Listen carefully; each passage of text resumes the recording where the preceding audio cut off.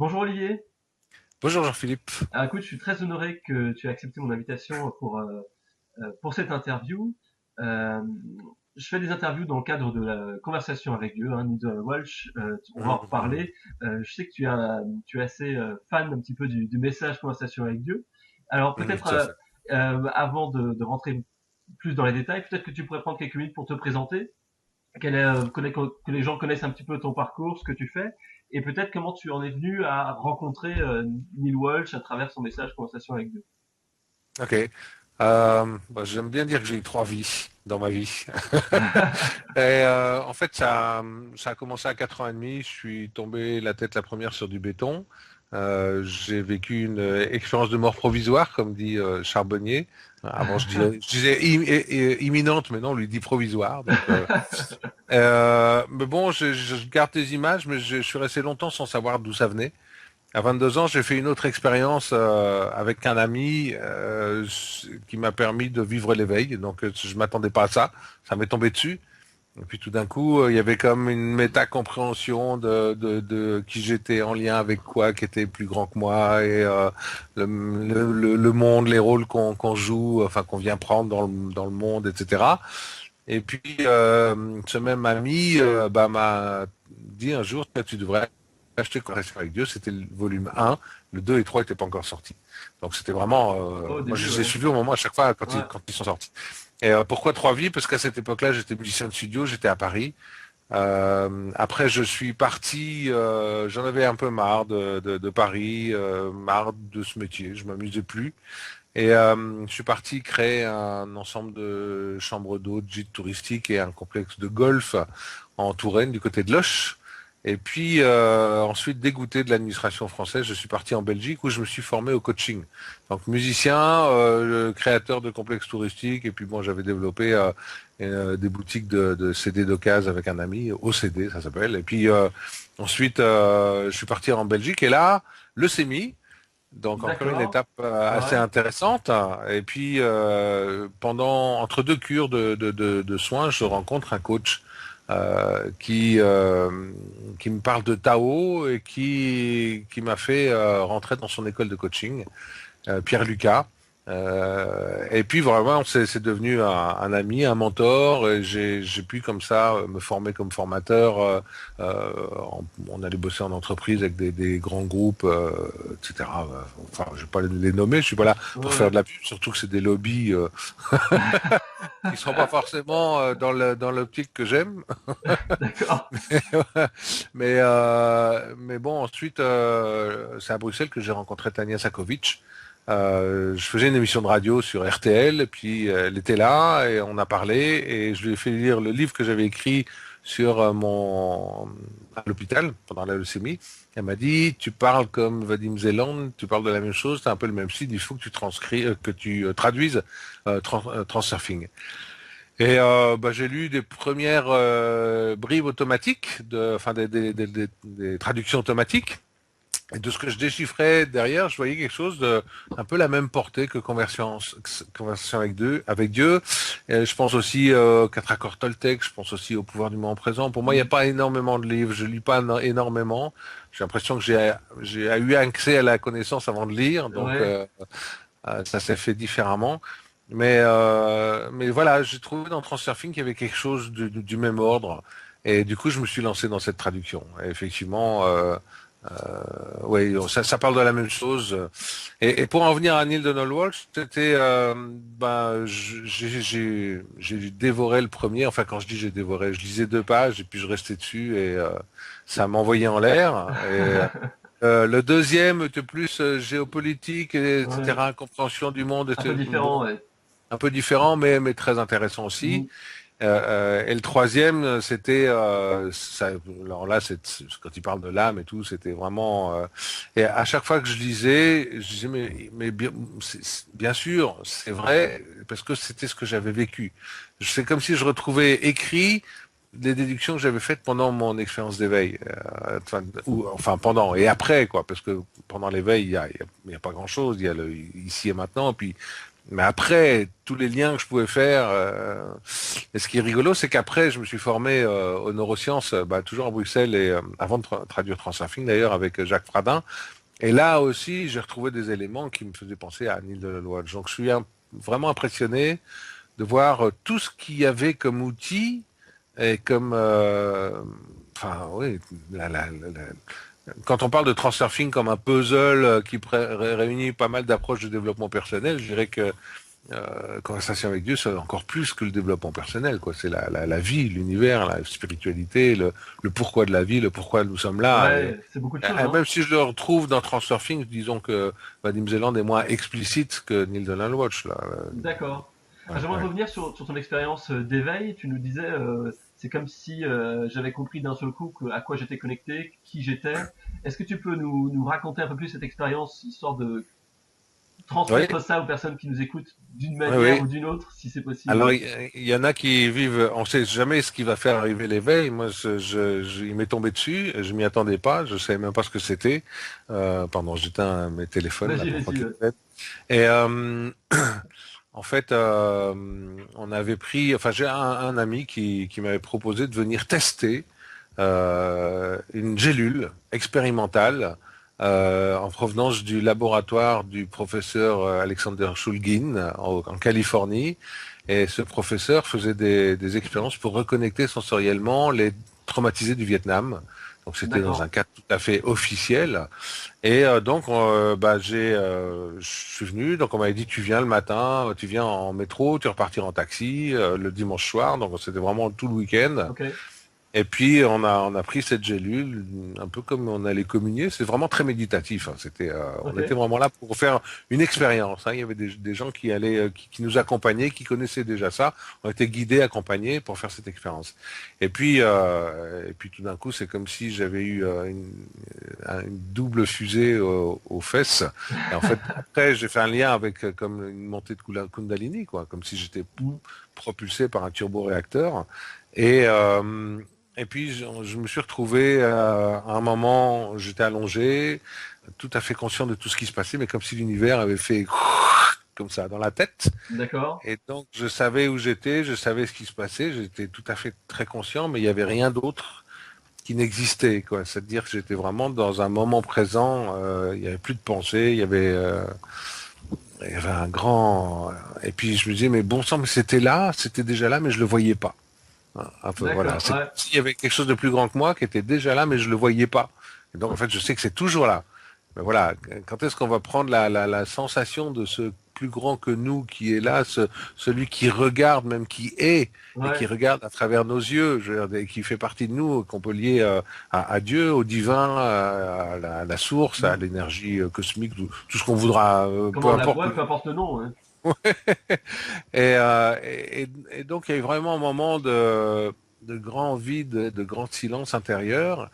Et ce qui est rigolo, c'est qu'après, on a commencé à revenir en échange les uns avec les autres. Donc, au début, c'était juste avec les yeux. On avait l'impression qu'on n'avait rien à dire. Ouais. Tout était là. Et puis, petit à petit, la parole est revenue. Et puis alors, c'était du style, comment tu t'appelles? Je m'appelle Olivier. Alors, on était mort de rire de voir à quel point on avait incorporé des rôles, quoi. On était vraiment, on sentait qu'on Ah ouais. revenait de notre rôle et on trouvait ça très très drôle. Et Et alors, comment ça s'est inscrit dans ta vie ensuite? Parce qu'effectivement, durant ce genre d'expérience, souvent, bon bah, on a un peu une révélation et ça y est, on a l'impression de tout comprendre. Et quand on revient au quotidien, quand on revient à la vie normale, bon bah voilà, on se refait, on retourne maintenant dans le tourbillon de la vie et puis on se laisse reporter par la vie plutôt qu'on essaie de la prendre en main. Comment toi tu l'as non, vécu après ce retour? ça a été vraiment un grand bouleversement, un grand changement parce que avant, j'étais musicien de studio, j'ai réussi très vite dans le métier, j'ai accompagné des grands de la chanson. Mais je me disais bon, ok, d'accord, j'ai réussi, j'ai eu mes objectifs, j'ai ma maison, enfin voilà, je gagnais très bien ma vie. Mais je me pose la question, est-ce que je serais pas mieux à aller aider les petits Africains? Donc j'avais réussi mes objectifs et je trouvais ma vie un peu vide, on va dire. D'accord? Mais après cette expérience, ça a été plutôt, en fait non. quoi qu'il arrive, c'est juste l'expérience de la vie. Donc, au contraire, j'ai retrouvé un sens à la vie qui était beaucoup plus de partager, d'aller partager ce que j'avais vécu. Et ce qui est rigolo, c'est qu'au début, je le partageais avec n'importe qui. Et je me rappelle d'un repas, d'un dîner dans un restaurant épique avec un oncle et un cousin qui ne pouvaient absolument pas comprendre ce que je leur disais, quoi. On était sur des mondes totalement différents. Ils m'ont pris pour un cinglé. Donc là, Ouais, j'ai j'imagine. appris aussi que avant de pouvoir parler de ça, il fallait que je vérifie, peut-être, tiens, si j'entends un mot, ben, je pose une question, je vérifie si la personne est branchée avant d'en parler. Donc il y a D'accord. eu toute cette période où, voilà, mais c'était tout le temps là. Et d'ailleurs, je suis devenu un peu naturellement coach. Je mettais pas du tout ce mot là-dessus, mais voilà, j'ai eu naturellement des gens qui venaient me demander conseil, etc. Donc voilà, je coachais, mais sans savoir que je coachais. Ouais. Donc et puis, ouais, oui, c'est vraiment ça. Il y a eu cette notion que maintenant je pouvais diffuser ça, qui est arrivé. Et je dirais cette notion que peu importe ce qui se passe, j'ai très vite acquis la faculté d'accepter ce qui m'arrivait. Ok. Et de conversation avec Dieu m'a beaucoup aidé. D'ailleurs, si je peux rappeler le pourquoi, Mhm. il y a un passage où Needle Walsh dit, enfin Dieu, hein, à travers, voilà, Ouais. peu importe, si tu te sens pas bien, déjà prends conscience que tu te sens pas bien, et puis ensuite va regarder quelle est la pensée qui est Ouais. là, et pose-toi juste la question, est-ce qu'elle est utile ou pas? C'est pas est-ce qu'elle est bonne ou est-ce qu'elle est pas bonne, c'est est-ce qu'elle est utile ou pas. Et si elle n'est pas utile, ben change-la. Et quand j'étais musicien, il y avait des années où ça marchait bien, d'autres ça marchait un peu moins bien, etc. Et puis donc fallait payer les impôts de l'année d'avant, etc. Donc Ouais. il y avait des moments où c'était pas terrible et donc il y avait le banquier qui pouvait appeler et donc ça me stressait. Et à ce moment-là, j'ai vraiment appliqué cette méthode. Et D'accord. puis je me suis trouvé une pensée de remplacement. Ben, voilà, tout va bien, tout a toujours bien été jusqu'à présent. J'ai ma bonne étoile, tout va bien se passer. Et il m'a fallu 6 mois à l'époque pour que ça devienne un automatisme. D'accord. C'est Et intéressant cet ça. Ouais. Mhm. automatisme ensuite m'a permis vraiment de traverser ce qui m'arrivait avec beaucoup plus de sérénité. Je suis très rarement stressé. Je dis pas que je le suis pas, mais en tout cas, bon, j'ai des petits stress et tout, mais bref, mais ça m'a permis d'avoir une dimension d'acceptation qui m'a permis quand on m'a dit monsieur vous avez une leucémie, j'ai dit bon ok d'accord. Ma question ça a été qu'est-ce que je vais faire si j'ai plus que 6 mois à vivre. Donc c'était déjà accepté que j'avais la leucémie, etc. etc. Donc Mais c'est une bonne cette question. C'est une expérience bonne question à se poser aussi pour savoir ce qu'on veut faire et qui est important pour nous quelque part. après la leucémie moi non c'était je vais à l'essentiel. Voilà, Voilà. exactement. Ouais. Ouais. Ouais, ça m'a d'ailleurs coûté un couple parce que je venais d'avoir une petite fille juste avant la leucémie, etc. Et voilà, il y avait d'un côté la maman qui avait envie d'une vraie vie de couple avec des sorties à la campagne, etc. Et puis moi, il y avait je vais vers ce qui m'appelle, c'est-à-dire le coaching, diffuser, voilà. Donc, oui, Transurfing et compagnie, ça m'a pris beaucoup de temps, donc voilà, ça Ouais. m'a pris un couple. Mais bon, c'est la vie. Et alors, quel conseil tu pourrais donner? Parce que effectivement, accepter la réalité, se dire bon, tout va bien, ça fait partie de mon chemin et je suis en train d'apprendre, je suis en train de grandir et il faut que je trouve la pensée qui me fait me sentir comme cela. Le fait de se dire non, en fait, tout va bien. Souvent, il y a un conflit intérieur. Il y a le mental qui dit mais non, tout va pas bien. Regarde toute cette pile de factures, ou regarde tu es malade, ou regarde machin. Quel conseil tu pourrais donner à ces personnes qui vivent ce conflit, qui ont l'aspiration de se dire ok ben j'accepte ma réalité et je suis en train de grandir et en même temps ben je suis en train de m'en prendre plein la tronche peut-être et comment je fais pour relier les deux quoi tu vois. C'était pas tout va bien. D'accord. C'était pas tout va bien. C'était je réactivais la croyance que tout allait bien se passer, tout allait bien D'accord. Ok. finir, je dirais. Donc non, le moment douloureux, il était là, mais j'étais capable de le regarder avec une sérénité. D'accord. Donc il était moins douloureux, mais c'est pas pour ça qu'il était résolu. Et d'ailleurs, jusqu'à encore récemment, euh, il y a eu beaucoup de métamorphoses chez moi, parce que jusqu'à il n'y a pas tellement longtemps, j'étais efficacité, efficacité, et il y avait peut-être quelque chose qui, au niveau de l'ouverture du cœur, n'était pas là. Et Ok. je l'ai vécu il y a pas tellement longtemps. Donc ça veut dire je suis encore conscient qu'il peut encore y avoir des angoisses, il peut y avoir mais c'est vrai que j'utilise les outils que j'enseigne Oui, sur bien moi, sûr. Ouais. ça me permet de les passer mieux et du coup, quelque part, ça apporte des solutions qui simplifient les choses. D'accord. Enfin, Et parce que comment? Ouais.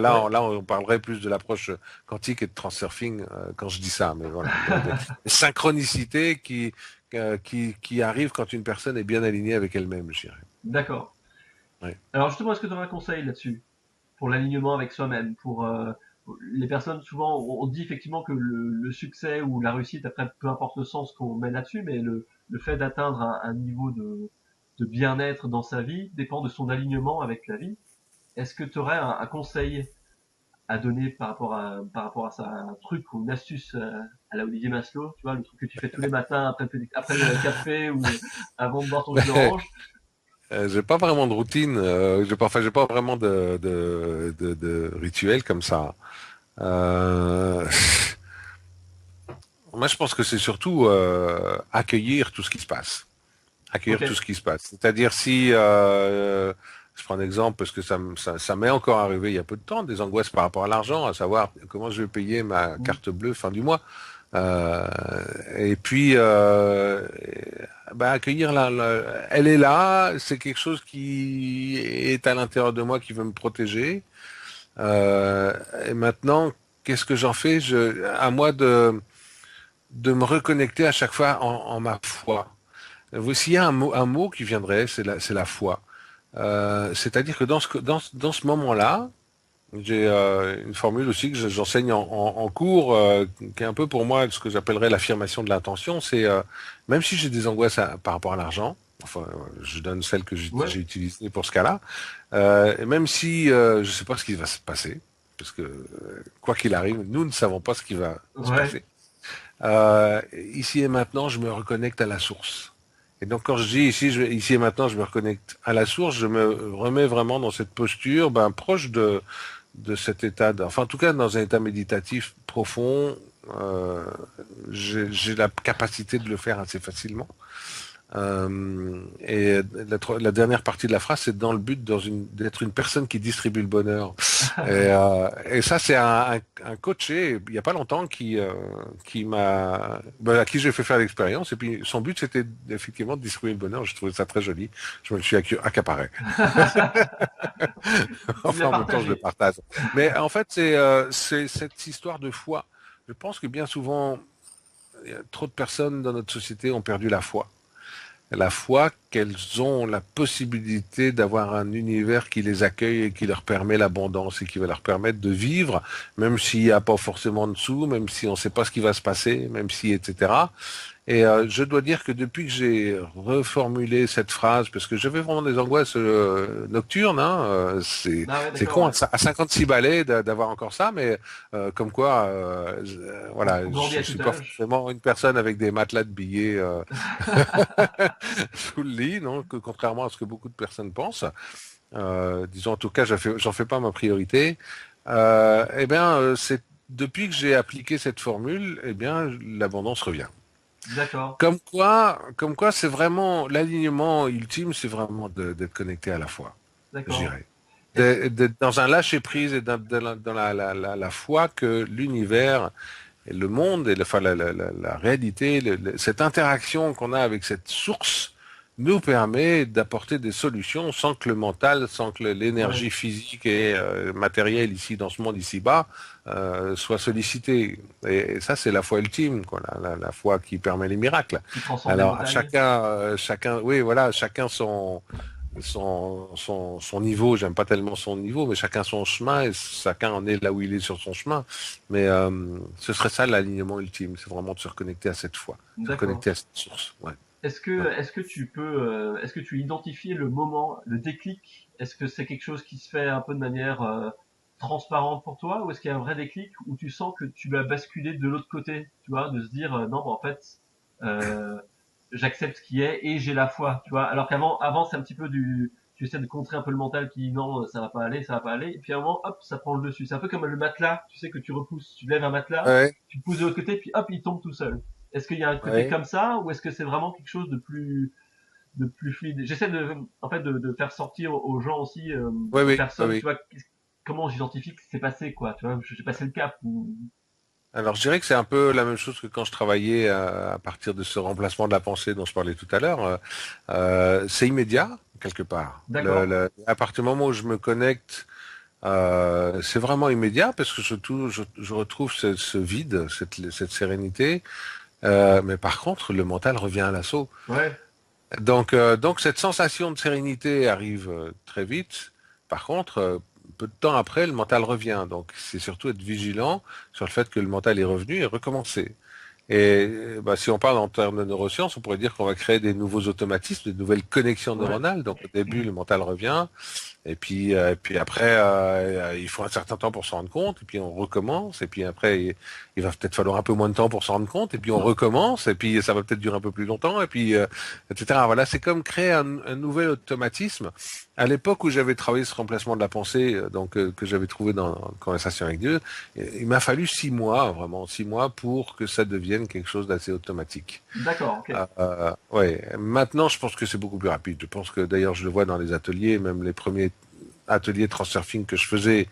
Et maintenant, il y a une appréhension beaucoup plus rapide des outils, des effets sur soi. On travaille beaucoup plus avec le ressenti, la sensorialité. Donc, c'est ce qui va toujours nous donner le signal qu'il y a cette bascule qui s'est effectuée, c'est qu'il y a une réelle sérénité qui arrive à l'intérieur. On sent que ça se relâche. D'accord. Ce qui donne le signal que c'est le mental est revenu, c'est que ça se recontracte. C'est Donc, intéressant. Non, c'est très intéressant. Ouais. ah oui, oui, c'est vrai, oui. Être à l'écoute de ce qui se passe à l'intérieur de soi. Tiens, voilà, j'ai une petite boule là, ou tiens, c'est un peu comprimé, ou tiens, j'ai Ouais. une petite douleur, etc. Bah, tiens, la question, c'est qu'est-ce qui se passe ici?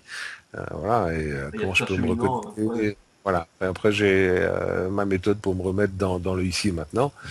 Et puis voilà. Donc euh, on parle du chemin vers la réalisation de soi, mais je dirais qu'au fur et à mesure, le chemin se rétrécit. Et ça, on me le disait. Alors je disais, mais ça veut dire que c'est dangereux, on risque de tomber. Mais non, en fait, c'est même pas ça. C'est que le chemin se rétrécit, c'est-à-dire que dès qu'on va faire un pas en dehors, ça y est, on a des signes. Et D'accord. donc, si on est attentif aux signes, et comme on sait comment on en est arrivé là, on peut tout de suite remettre le pas dans le bon chemin. D'accord. Donc, quelque part, c'est pas un chemin qui se rétrécit et qui va faire qu'on va dégringoler. Ah bah, ça veut pas dire qu'on, voilà, il y en a qui peuvent dégringoler, mais c'est surtout un chemin qui fait que dès qu'on fait un pas en l'extérieur, on s'en rend compte et qu'on peut remettre le pas à l'intérieur. Voilà. Alors, D'accord. peut-être qu'il va falloir plus ou moins longtemps pour savoir qu'on a vraiment remis le pas à l'intérieur, mais plus on avance, plus c'est vraiment. La vie donne un feedback en fait. Ah oui, la vie donne un feedback très rapide, hein, très rapide. Ouais. Dans le D'accord. bon sens comme dans le mauvais, hein. Non, c'est sûr, c'est sûr, hein. Et Alors, chaque élément qui arrive dans ma réalité, je me fais me poser une question. Voilà, est-ce que je suis, voilà, où est-ce que j'ai pu me désaligner qui fait que, que tu vis cette expérience-là. voilà, Ouais. voilà, voilà. Voilà. Est-ce que, Donc, est-ce que tu pourrais te rappeler d'une période qui a été difficile dans ta vie? Et j'aimerais qu'avec le regard que tu as aujourd'hui, que tu t'envoies un conseil au Olivier que tu étais à ce moment-là. Et quel conseil ce serait? Du coup, est-ce que tu pourrais nous partager cela? il va être difficile dans ma vie. Et le conseil que Hum, tu pourrais donner au Olivier de cette époque-là? Attends, il faut que déjà que je trouve l'époque. Euh, parce que j'ai du mal à me dire que les périodes ont été difficiles. D'accord? Même la leucémie, c'était une bonne expérience. Je m'en serais passé, D'accord. on est Ouais. d'accord. Mais même la leucémie, c'était une bonne expérience parce qu'elle m'a permis de me reconnecter à vraiment cet essentiel, cette notion que la vie pouvait s'arrêter n'importe quand. Ouais. euh, Le message que tu as donné à la leucémie était, c'est ça que tu C'est voulais dire. ça. Hein. Mm. Va à l'essentiel parce que ça peut s'arrêter n'importe Mm. quand. Euh, et c'est peut-être celui-là le message que j'aurais envie de donner à l'Olivier, hein, même si je l'ai découvert qu'au moment de la leucémie. Euh, Ouais, je me revois dans cette période où j'étais à Paris. J'avais pu acheter une chouette maison dans Paris, donc 300 mètres carrés de Ouais. jardin. C'était cool, c'était bien, mais en même temps, voilà, il y a des moments où j'avais du mal à payer les traites, etc. Et il y avait beaucoup cet attachement à l'objet, cet attachement Euh, et du coup, il y avait beaucoup de nécessité de faire. Et quelque part, cette nécessité de faire m'a sans doute décroché de l'être et de ce que j'aurais pu avoir envie de donner. Donc, c'est difficile parce une personne qui est dans la mouise, bah oui, il faut quand même qu'elle essaye de parer à ses besoins Bien sûr, vitaux ouais. immédiats, etc. Mais euh, ouais, quelque part, c'est quand même aller à l'essentiel et puis se rappeler. J'aime bien dire moi, dans mes stages ou dans mes conférences que voilà, le présent n'est que le résultat du passé. Le présent que nous vivons n'est qu'une succession de De, causes et de conséquences qui nous ont choix. amenés, voilà, de choix qui nous ont amenés ici, de réactions par rapport à des événements extérieurs, etc., etc. Donc, vouloir mettre une rustine sur ce présent, c'est un peu comme courir après le passé. Mm. Donc, c'est perdre beaucoup d'énergie pour mettre des rustines, mais c'est pas ça qui va changer la cause. Et donc, si je me revois à cette époque-là, bon, en fait, j'ai fait le choix, même s'il m'a fallu un peu le moment, j'ai fait le choix d'arrêter la musique, j'ai fait le choix D'accord. d'arrêter de vivre à Paris, de revendre ma maison et d'aller créer quelque chose de nouveau. Et je pense que c'est beaucoup, y a pas mal de personnes qui peuvent faire ça et qui ne le font pas. Je me rappelle, il y a pas longtemps, il y avait une vieille dame qui me demandait un conseil. Elle était propriétaire de son appartement. Elle était à la retraite. Elle rêvait d'aller vivre en communauté. Mais je dis, mais pourquoi vous le faites pas? Vous avez un appartement, vous pouvez le vendre, ou vous pouvez le louer. Vous avez votre retraite, vous avez de l'argent. Pourquoi vous ne le faites pas? Et quelque part, à vouloir à tout prix garder des éléments tels qu'ils sont, etc., parce que, eh bien, c'est comme si c'était un enfermement. Cette personne était enfermée dans son appartement alors qu'elle rêvait d'en sortir. Moi, quelque part, j'étais enfermé dans ma vie parisienne alors que j'aspirais à autre chose. J'en avais marre d'avoir mes enfants qui toussent. J'en avais Ouais. et puis en fait, la vie m'a envoyé un signe. Hein. Il y a eu un accident de moto. Je me suis fait D'accord. découper le mollet. Euh, et donc, effectivement, après, c'était évident qu'il fallait que je parte. Donc, D'accord. d'avoir attendu trop longtemps, c'est la vie qui m'a dit, tiens, si tu partais vraiment. Ouais. Ouais. Ouais, je Ouais, ouais. comprends. C'était à l'arrêt en plus, un accident bête, un bus qui me pousse, qui me découpe le mollet, mais sans que je souffre en Ouais, plus. ouais. Et du coup, 15 jours avec la jambe en l'air, etc. Et là, je me suis dit, cette vie parisienne est trop folle pour moi. Et là, avec ma femme, on a vraiment décidé de partir à la campagne. Mais c'est vraiment ça. Le résultat du passé, c'est le présent, mais qu'est-ce qu'on veut vraiment pour le futur? Se tourner vers le futur et construire ce vraiment pourquoi on a envie d'être et de faire et de vivre. Et peu importe l'avoir, je dis souvent, c'est un attribut. Il va venir parce que la personne est alignée sur son être et sur son faire. C'est une Elle fait ce conséquence. qu'elle a. C'est une Voilà, et conséquence. c'est une conséquence. C'est une conséquence. Et bon, voilà. Alors j'ai une question un peu plus orientée hors du temps, on va dire. Si tu avais la Ok. possibilité quantique, physique, de rencontrer un personnage du passé, du présent, du futur, un personnage fictif ou réel, qui ce serait et quelles questions tu lui poserais?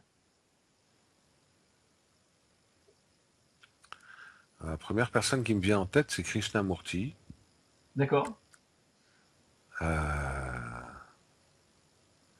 Oui, parce que j'adore voir des conférences où il est vieux, il est assis, il y a des gens autour qui l'écoutent et il parle. Et ce qu'il dit est toujours vraiment empreint de tellement de sagesse. Mais non, moi, à ce moment-là, j'irais carrément voir Jésus. Hein. D'accord, directement. Ah, ah ouais, dans le passé, alors je vais voir Jésus. Et tu lui poserais une Euh, question? oui. Euh, Ou pas, hein? oui. Qu'est-ce que je peux encore enlever pour être encore plus connecté? D'accord, Ouais. Ouais, ce serait ça la question. d'accord. Du conditionnement de l'ego, etc. Qu'est-ce qui m'empêche encore d'être connecté encore plus, quoi. Voilà. Parce que Bon, c'est ce qui me vient, hein, ouais, c'est pour non, ça que je mais pose cette très question, bien, quoi. très bien. Et du coup, ça sert quelle vision? Quelle vision tu as de toi dans 5, 10, 15 ans?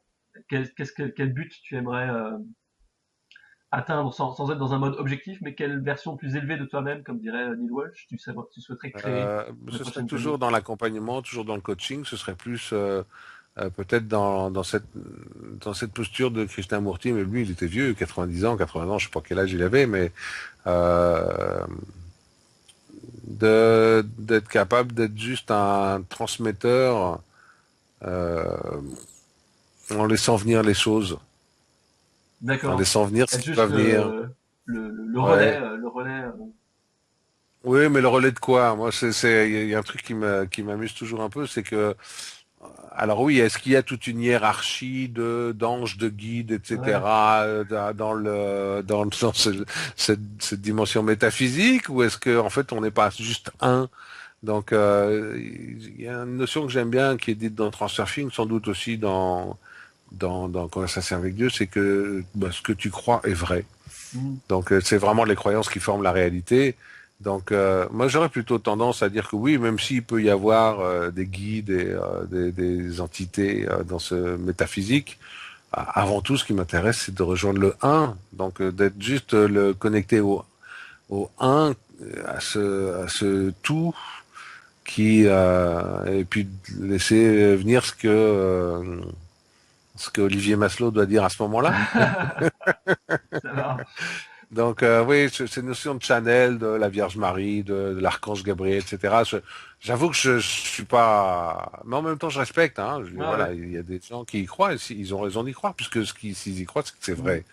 c'est vrai pour eux. Exactement, ouais. Quoi, quelles que soient nos croyances, nous avons tous raison. Et d'ailleurs, c'est de vouloir penser que nous on a raison et les autres ont tort qui crée les conflits. Donc euh, je respecte tout à fait toute forme de pensée et toute forme de croyance en ce qui se passe au niveau ésotérique. Moi, ce qui m'intéresse personnellement, euh, c'est plutôt cette connexion avec le un, avec ce tout, avec cette chose qui était plus grand que moi et que j'ai pu percevoir lors de cette séance d'éveil et que j'ai pu repercevoir aussi à d'autres moments depuis. Ok, bah Mm. écoute, c'est une parfaite conclusion, j'ai envie de dire. Donc, je te remercie Ok. beaucoup pour ton temps, Olivier, pour tout ce que tu as partagé avec nous. Et puis, je te dis à bientôt. Merci Jean-Philippe parce que c'est toujours agréable de parler de ça et c'était très agréable de le faire avec toi. Donc je te remercie aussi, vraiment, c'est sympa. Merci beaucoup. Merci.